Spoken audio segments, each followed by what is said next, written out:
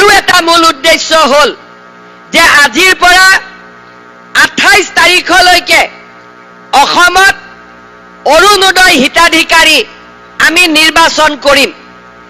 এইবাৰ অৰুণোদয় হিতাধিকাৰীজন যাতে ভুৱা হ'ব নোৱাৰে তাৰ বাবে অৰুণোদয়ক আমি ৰেশন কাৰ্ডৰ লগত জড়িত কৰিছো।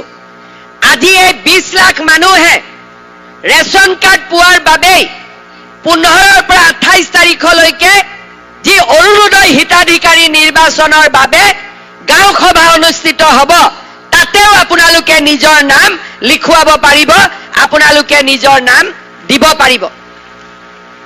আগতে যি অৰুণোদয় পাই আছিলে সেই অৰুণোদয়ৰ ব্যৱস্থা আজিৰ পৰা পৰিৱৰ্তন হ'ব। আগতে অৰুণোদয় পাবৰ কাৰণে ৰেশন কাৰ্ড নালাগিছিল। আজিৰ পৰা যি নতুন নিৰ্বাচন হৈ আছে তাত অৰুণোদয় পাবৰ কাৰণে ৰেশন কাৰ্ডৰ প্ৰয়োজন হ'ব। আজি আপোনালোকে যি ৰেশন কাৰ্ড পাব, গাঁও সভাত আপোনালোকৰ নাম অন্তৰ্ভুক্ত হোৱাৰ লগে লগে আপোনালোকৰ পৰিয়ালটোৰ সবিশেষ আমি ৰেশন কাৰ্ড নম্বৰৰ জৰিয়তে আমি লাভ কৰিম। কোনোবাই যদি ৰেশন নলয় তেতিয়া আমি বুজি পাম যে এই অৰুণোদয় হিতাধিকাৰীজনৰ মৃত্যু হৈছে, কাৰণ যোৱা 4 মাহ তেওঁ ৰেশন লোৱা নাই। তেতিয়া চৰকাৰৰ টকাও আমাৰ বাচিব, তেওঁলোকৰ নামত আমি অৰুণোদয় নপঠালেও হ'ব।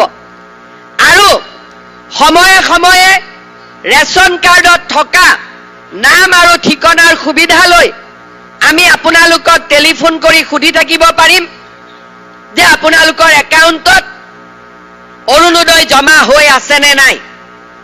আগতে আমাৰ অৰুণোদয় অসমৰ প্ৰতিটো সমষ্টিতে 22,000 বেনিফিচিয়াৰী আছিল আৰু এই 15ৰ পৰা 28 তাৰিখৰ ভিতৰত নতুনকৈ আমি প্ৰতিটো সমষ্টিতে 8ৰ পৰা 10,000 আৰু নতুন পৰিয়ালক আমি অৰুণোদয় আঁচনি দিম।